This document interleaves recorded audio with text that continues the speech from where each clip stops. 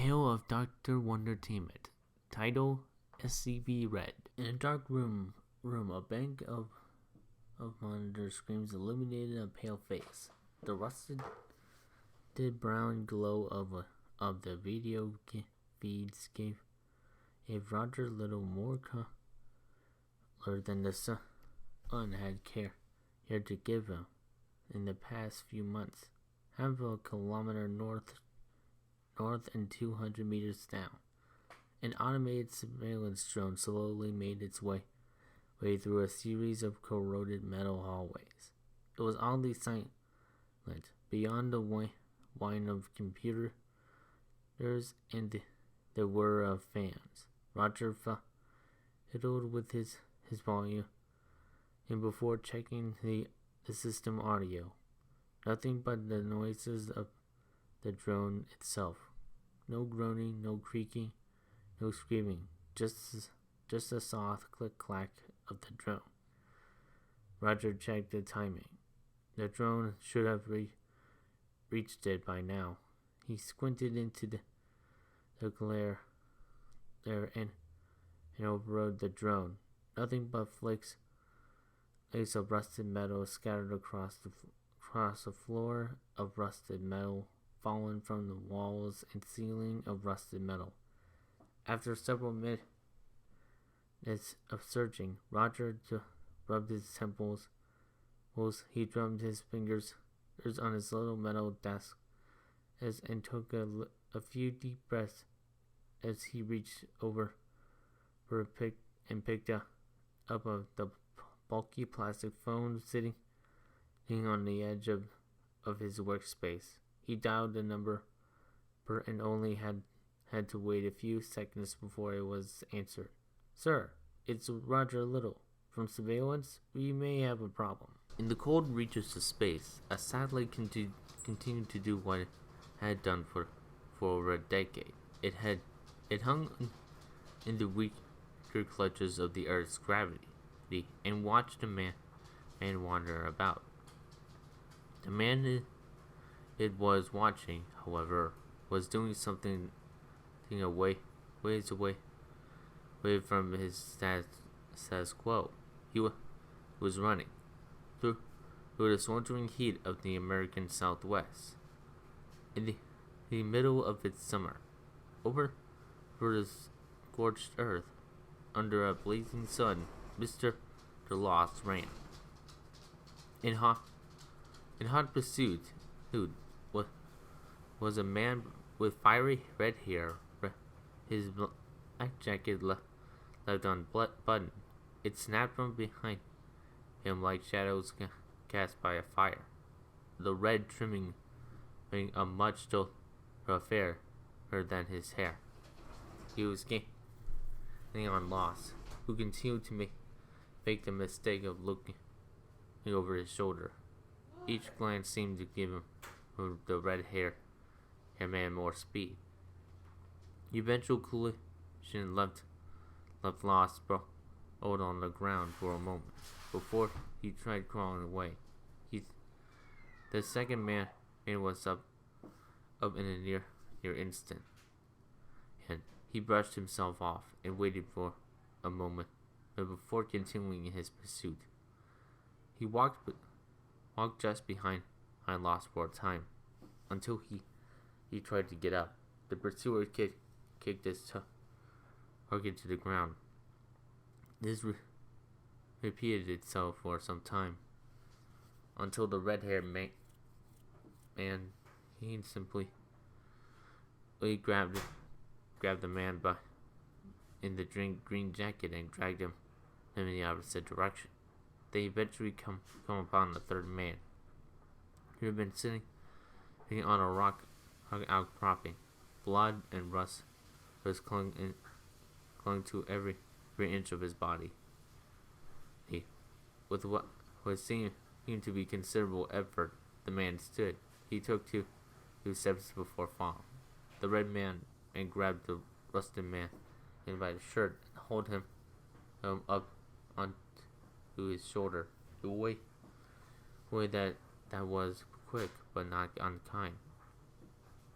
All the while, Mr. Lost remained then gripped in his opposite hand. After what looked like a satisfied sight, the red man walked east. An 05 rolled an unlit cigar back and forth over the sleek top of his desk. In front of him, the video feed on his monitor ended. Beyond that, his secretary stood at attention. The secretary took a brief glance at his clipboard. As you can see, sir, the unknown humanoid has captured both 29 to the 33 and 920. Further surveillance from multiple sources to show it is heading for one of our facilities. Overseer idly flicked the cigar, sending it spinning. Given the context, I'm guessing it could be. You safely assume who the entity is. It's Act 2 of the three little Mr. Anomalies. We don't have probably contained. And now seems heading for the site where we contain the other 17, combined with its general appearance. Yes, its list designation under 14, Mr. Redd. Lock the site down. We don't know what Redd is capable of, considering it was able to escape SCP 2933-1 and has been able to transport 920 for over 100 miles without stopping. It's not something we want to discover firsthand in the midst of an active facility. The secretary nodded and departed for his own desk. Left alone, the overseer plucked the cigar up and spun it between his fingers. He relayed the submitted videos and quietly thought to himself. Eventually, his secretary returned, and after a brief hustle, backed out with a freshly stamped order. Alone again, 05-04 slid the silver lighter off his desk and thumped it several times before it sparked. A group of people sat in a room full of monitors, not quite like the one previously described, which was merely a one-man application simply for the principle of the thing. As the door was so boldly claimed, reading inside I redacted security. This was a security station for a Foundation site, full of attentive individuals with live feeds covering nearly every hallway, with the ability to stream feeds from from various containment cells if forwarded from the cell's own containment team. One attentive individual sat up in her chair, more so than her already perfect posture had allowed. She began squinting at one of the monitors, showing a feed of a camera deep within the facility, well away from any of the entrances. Within the frame was a trio of men. One was dressed in a black and red jacket, yet one in a coat of metal, and one in a green hoodie. The first was carrying the second and dragging the third, the former of which was groaning and screeching like rusted clockwork. And the latter was attempting to crawl away despite appearing unconscious. She wondered how they arrived in the site, despite it being locked down, when no one else had made any sort of comment. The worker flagged down on her superior as quick as she could, and explained what she had seen. But when she pointed into the group of monitors to the area, the men had just spotted it in. They were nowhere to be seen. Now one of her co-workers, who had been monitoring an entirely different wing, was reporting about them. By the time Jim arrived on the monitor in question, the men were nowhere to be seen. In further examination showed they had disappeared from surveillance entirely. 054 snubbed out his cheap cigar in one hand and thumped one of the buttons on his monitor with the other. A round woman with sharp eyes snapped into view. After a smoky exhale, the 05 sat up and mashed his fingers together. If only for himself. His outgoing calls only showed a generic silhouette. Jazekan, I hope you all is well. The site director fidgeted. To her credit, it was only slightly. Not as such, sir. Redd has somehow breached the site with both lost and scary. More than that, he broadcasted a video message from somewhere in the facility, and he's made demands. The weight of silence from her superior stayed as it can. After several seconds, 054 took a slow breath and said, "Somewhere in the facility." "Well, sir, I don't recognize the area. It appeared to be a medical bay, but it definitely isn't in any I'm aware of. With him, it was a little girl with a swollen stomach. He called her Catherine, but we don't have any subjects on file with that name." The name pressed down on the overseer's chest. He took slow, deep breaths in an effort to calm himself. But every exhale became more and more difficult. On autopilot, his hands opened his cigar case. The lighter sparked on the first flick, and he took a deep drag. On exhale, he realized what he was doing, but decided he may as well enjoy it while he could. How in the world could Redd have known about 231? 054, are you still there? He shifted out of his daze, if only slightly. Just can right. Yes. What were his demands? For you to personally come in to see him, or he would kill the girl. The next pull turned half the cigar to ash, and nothing else, just for you to see him in person. 054 watched his hand shake, the smoke from the cigar zigzagging. What did you tell him? That I would notify you. You didn't say anything about that being against protocol. It'd be unlikely of happening. Anything like that seemed unwise to do so, sir. So, given the context. He finished his cigar.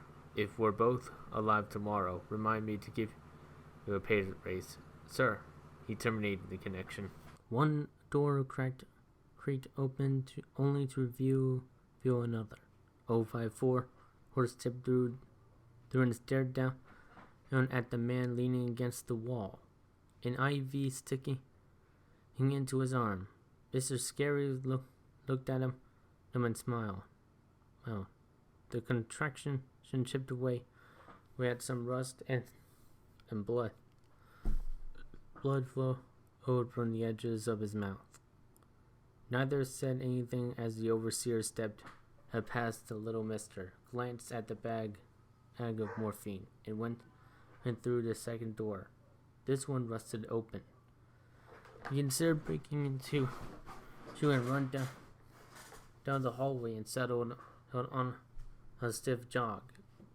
Some of the tiles cracked under his feet, and when he arrived at the double doors, they were open, the joints resting them in place.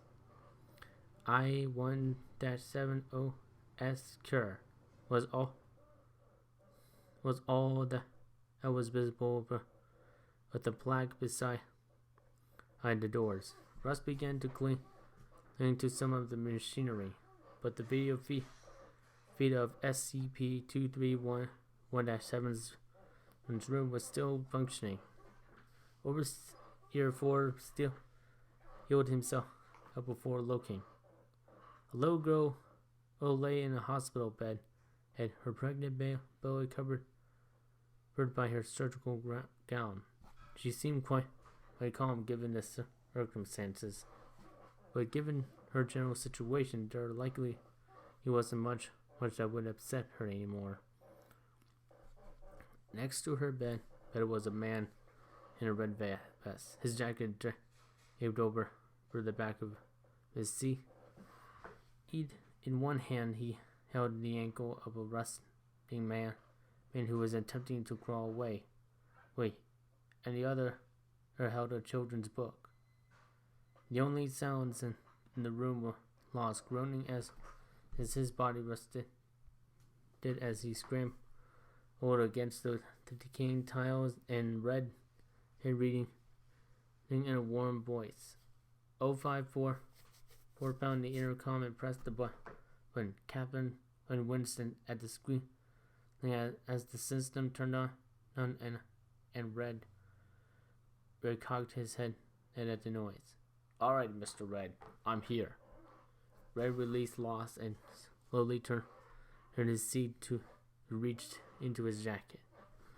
Removing a piece of paper, he marked his place in the story and shut, setting the book on the bed. As Redd looked into the camera, 054 saw a flake so brown and black on Redd's skin. Red lightning sparkling against it, and revealing a smooth skin. Redd smiled. "Please, no need for the Mr. Formality. We're all friends here. I'm Redd. Open parenthesis. Discontinue parenthesis. My friends just call me Redd. How are you for?"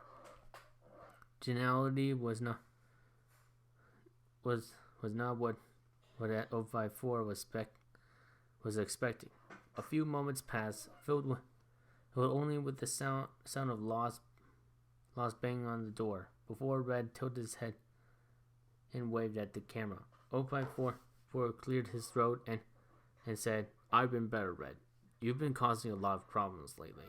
Now what is it you want?" Redd shrugged theatrically, splitting his palms. "Sorry about that. Though I do believe I was clear with my video earlier. I'd like to see you face to face. No cameras, no PA systems, no tricks, no body doubles." What was that? A knife in Redd's hand? No, nothing. A trick of the light. A video oddity. Before that, I have one question. How did you get here? Walked. The site has been locked down, and you were able to avoid surveillance for most of your trek, despite us having a satellite meant to track Mr. Lost. And you somehow not only knew of this wing, but how to access it. Like I said, I walked. As far as why I knew, I call it insider information. Now, please do get in here. Again, a glimpse of black in his palm. A jagged shadow that played held with the lighting of the room. With great trepidation, 054 unlocked the blast door, and dodged Lost as he darted past. After watching the little messenger run down the hall, the overseer stepped into the room. It smelled of disinfectant and lilac, thanks to this small aromather next to the bed. He felt his heart hammer away at his throat as he looked to Red, and clenched slightly. Then when the child gave him a little wave, Red gestured to the armchair on the opposite side of the bed. Once they were both seated, Red cupped his hands together and sighed. So this is it, Red said. The finale. The brief period after a long sentence that drips with the tastes of freedom. How long have you been doing this job? The overseer was silent. Red smiled, for would have so worn the overhead lights took on a slightly bloody hue.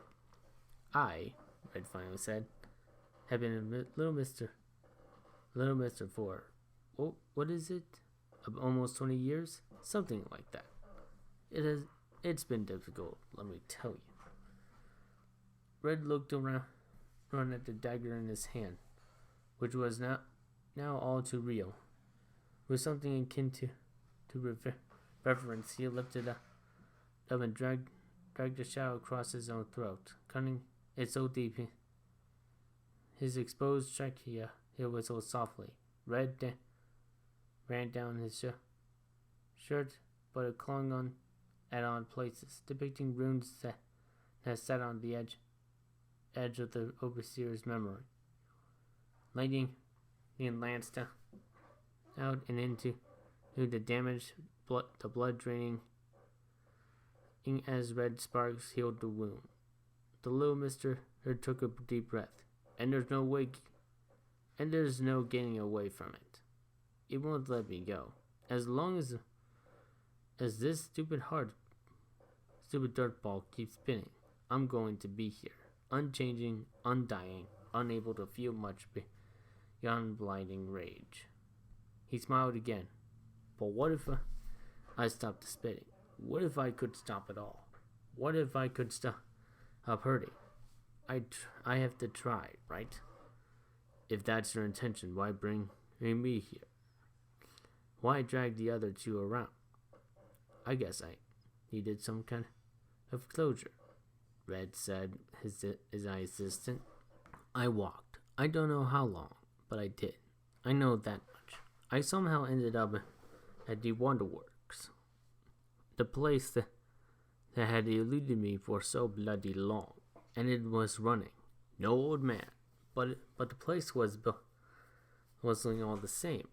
It was the gods' damned child, the oh so lovely Isabel. Oh, but what could I do to her? She was in the same sort as me, in a way.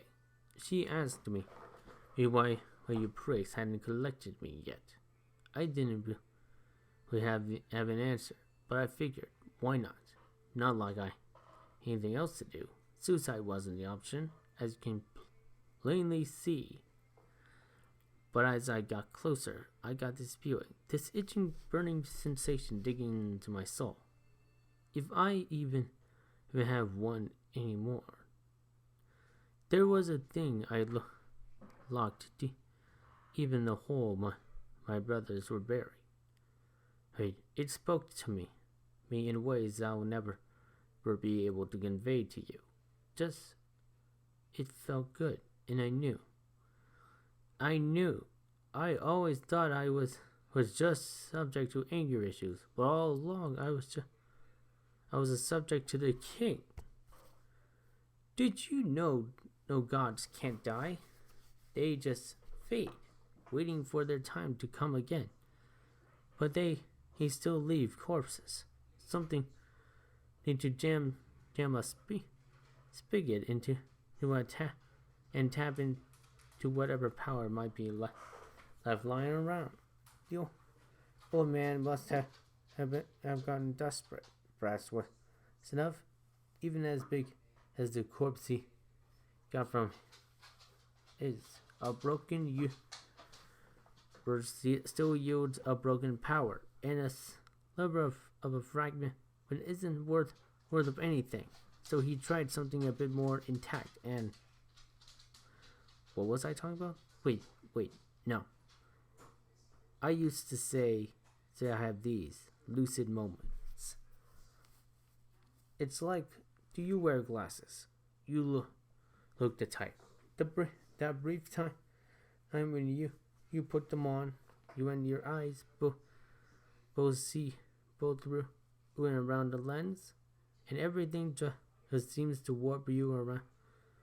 As the glasses rushes forward, the world shifts as the filter expands. You wear them long enough to, and you stop seeing the frames in your vision. Don't feel the arms on your ears anymore. I can't tell if my humanity is just a prescription or the anti-pantheism anymore, and I don't care. I'm so sick of it all. My eyes are stained to the point where the bleeding, and I can't close them. But at least that means I get to watch the end. Red eventually stirred her from his trance. Here, I want you to have this. He removed the big bookmark from its spot and unfolded it before handing it over. 054 stared at the list. One line in particular drew his eye. Number 14, Mr. Redd discontinued. The man stood there for a moment, eyes unfocused. Somewhere in his mind that the 12th spot was filled. He leaned to the right his hand out as if ready for a cane to take the weight.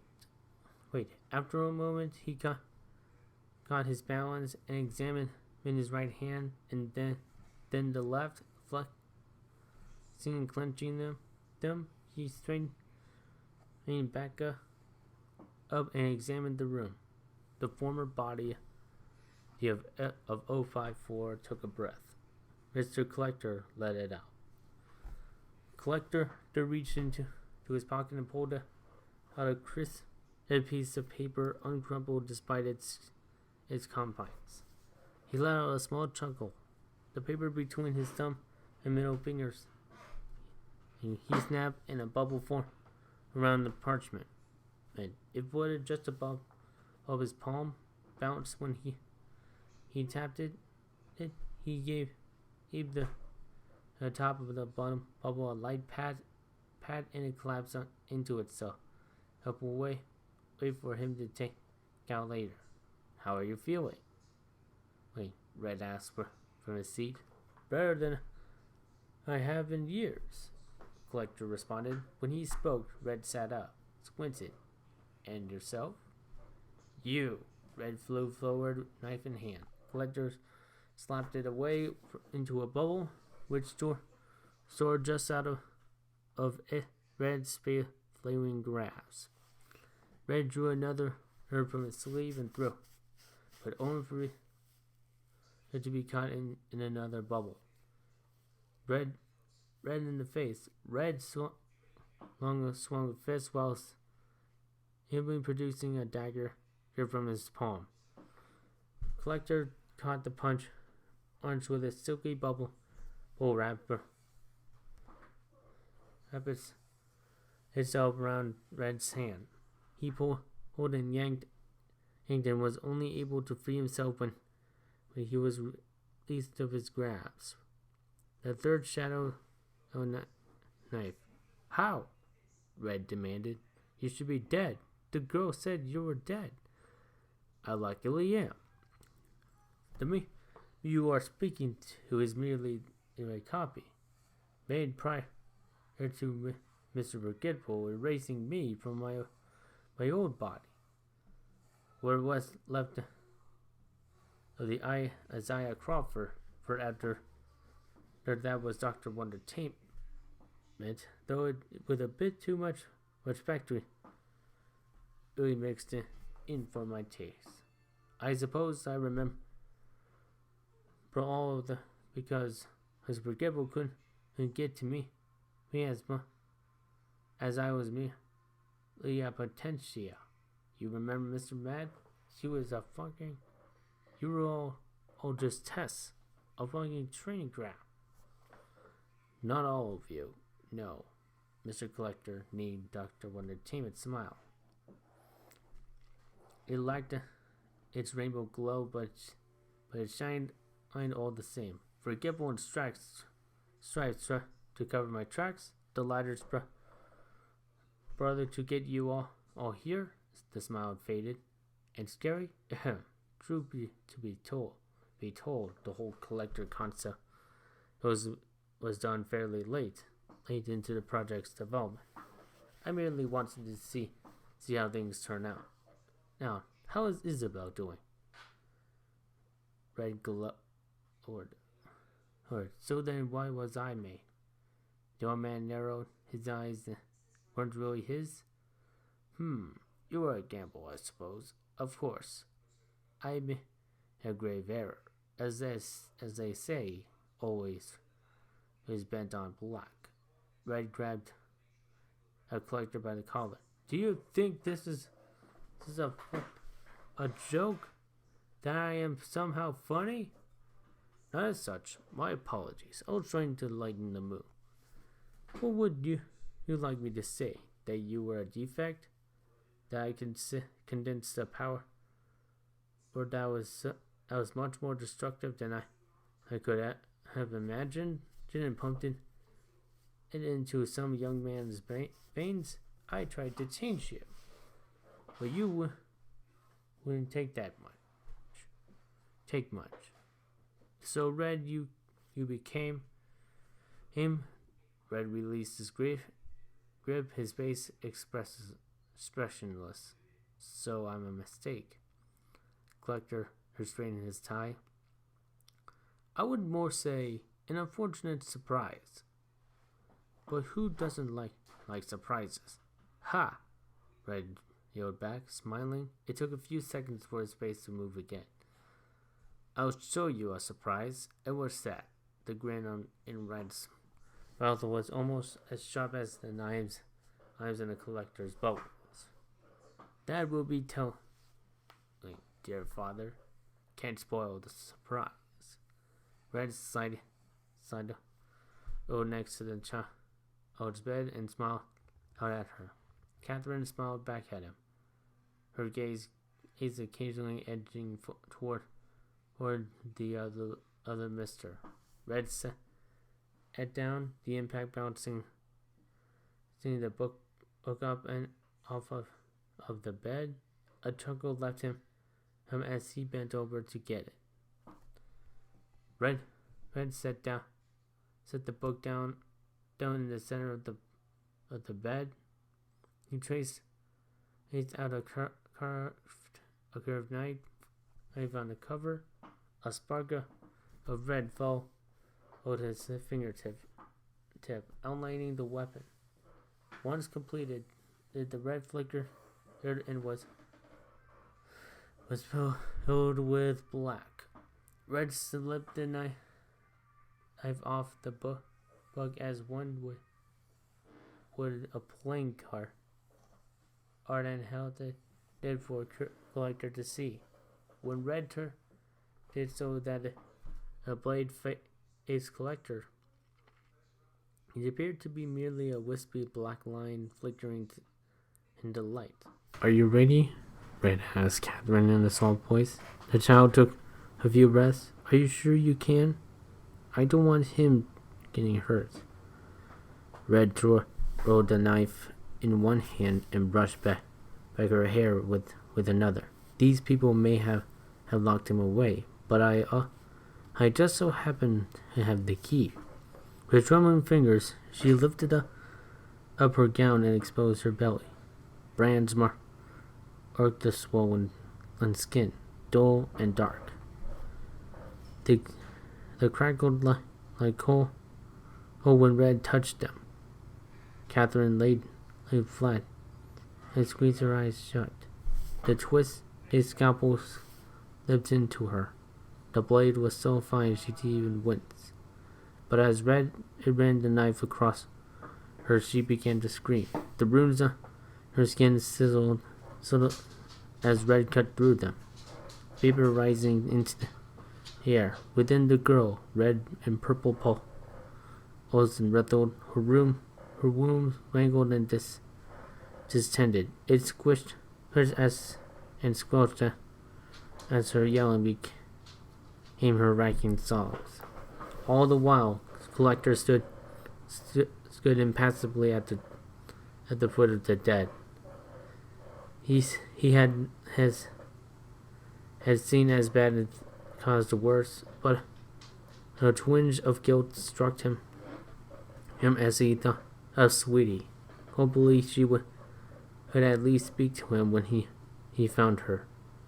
Collector stirred from his thoughts when Red cleared his throat, knife hanging over for the mess. Don't lose focus, old man.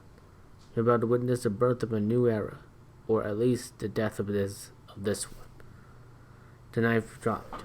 Rather than cut or tear into the tissue, the dagger simply sank into it. The blackened to a molted old red, but as it was swallowed, a pinprick of bright red showed itself. There was a moment of stillness, even within the girl, as the shadows cast across her intestines swirled into the red. The room was suddenly all too full. The smell of iron was nearly palpable. A loud ripping sound, the only thing accompanying Catherine's now resumed screams. Hardened flesh that matched the color of a dying sun dripped with blood and placenta. It pressed everywhere within the room, on the walls, under the bed, even the inhabitants. The ceiling began to crack, and the tearing sound intensified enough to drown out the sobs. The ceiling exploded. The earth and concrete above it was obliterated as the thing rose level after level and was leveled by the growing expanse. It grew as it rose. Each rising floor were destroyed in greater capacity. Eventually, Cyberdactyl was exposed into the open air, where dark clouds were beat about by a pair of burst wings. 11 mouths creaked open, then to take their first breaths. The Foundation personnel set up in Jock's slack-jaw awe.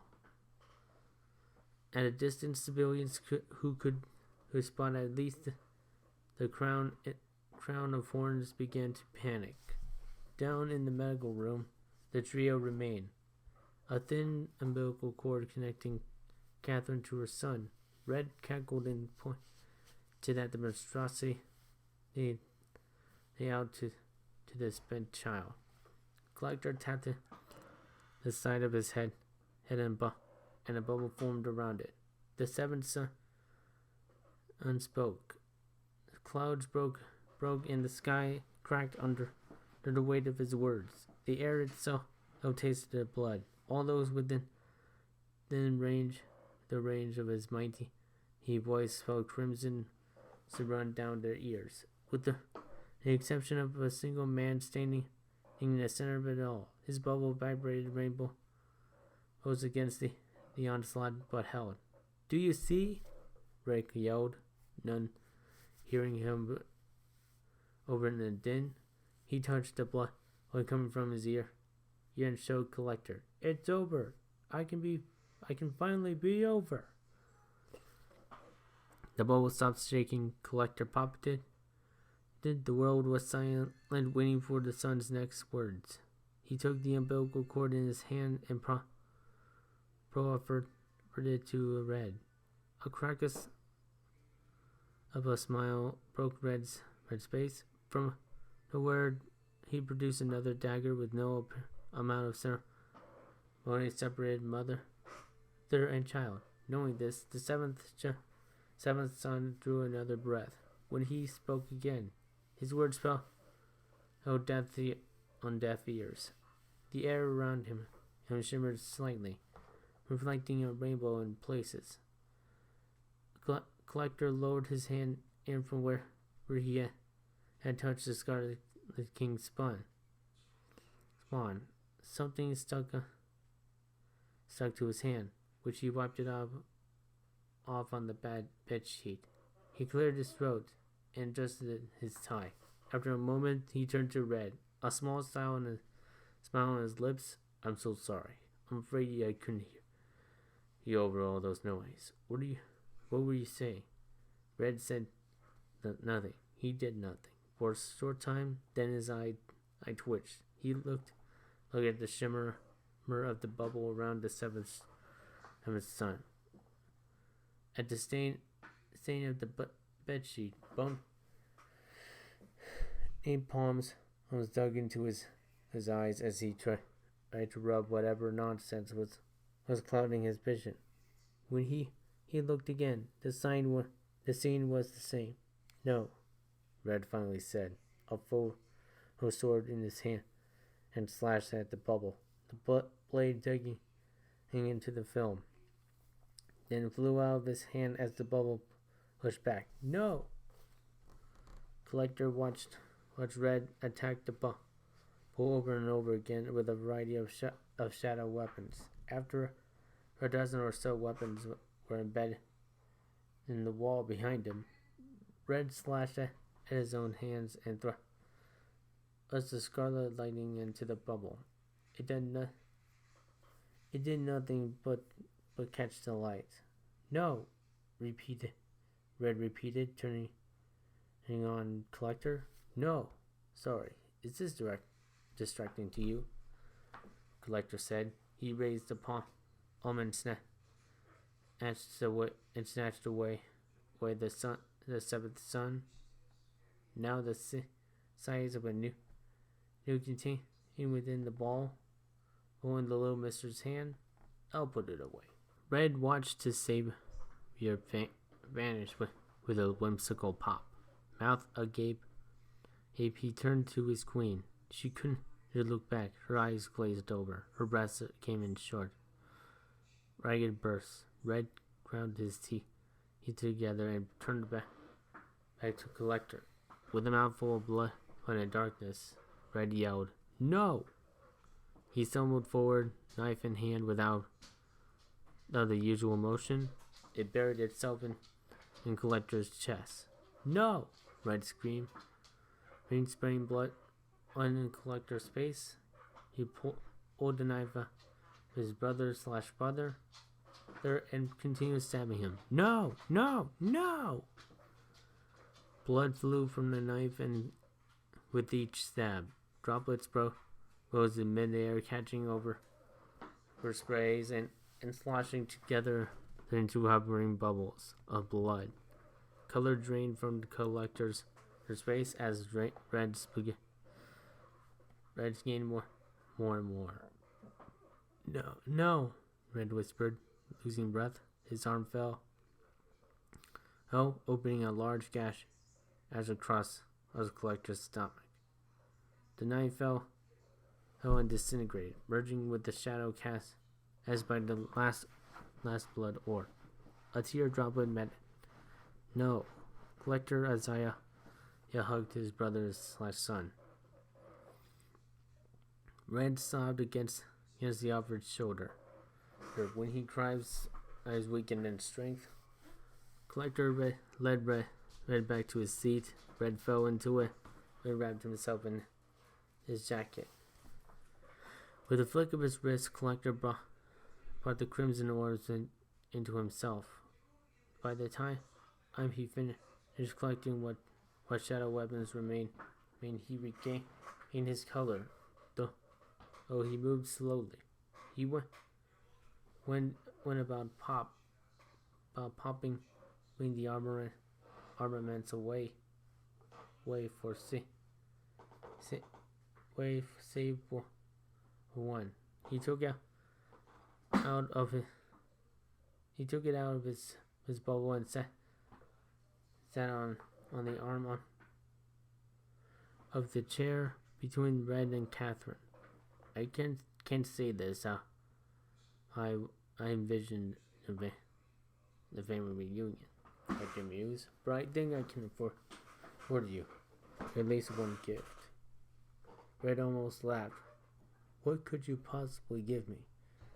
Let's give. Collector tapped at Red's forehead. Or take. Red blinked. He stared at the swirling heap of one in front of him. He winced when it vanished with a light tap from Collector. Emptiness filled him. Wonderful, calming emptiness. Tranquil, simple serenity. Red felt over the Collector had part of him. It's gone. Simply somewhere else. Red he sprang from his chair. The girl. You could take whatever they did to her out. Make her right. I can believe that he made her wrong. Oh, Collector said, turning his gaze to Catherine. If the Scarlet King could enter the world without humanity's help, he would have done it already. She chose his life for him. There was nothing for me to take from him except the black dagger seemed to try to catch the light in his hand. At least let me do it. I didn't wash your hands of blood, but just for you to try to drink them again. Red. Collector replied. What's a few more drops of mine? He was silent for a moment, and then Red said, I don't think I really want that name anymore. Oh? He closed his eyes. The roaring red sea of his mind was now calm blue. I'm thinking blue. Blue.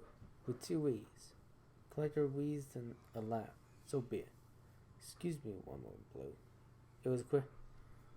It was over quick. Blue found it hard to look at her, so he covered her up. So, what now?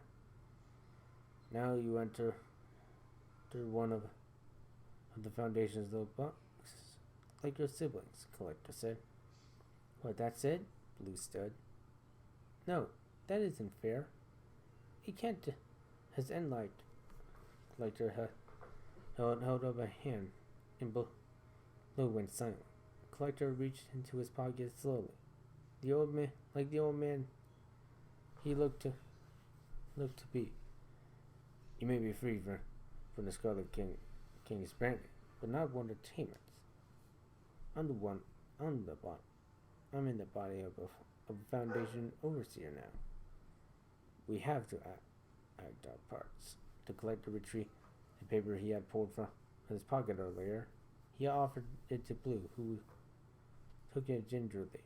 Wow, you found them all and became Mr. Collector. But the fun isn't over yet, because now a whole new set of misters will soon be in development. Brought to you by your own Miss Hare.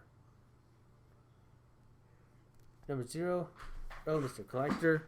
Number 1, Mr. Chameleon. Number 2, Mr. Headless. Number 3, Mr. Lab. Number 4, Mr. Forgetful. Number 6, Mr. Soap. Number 7, Mr. Hungry. Number 8, Mr. Brass. Number 9, Mr. Hot. Number 10, Miss Sweetie. Number 11, Mr. Life and Mr. Death. Number 12, Mr. Fish. Number 13, Mr. Moon.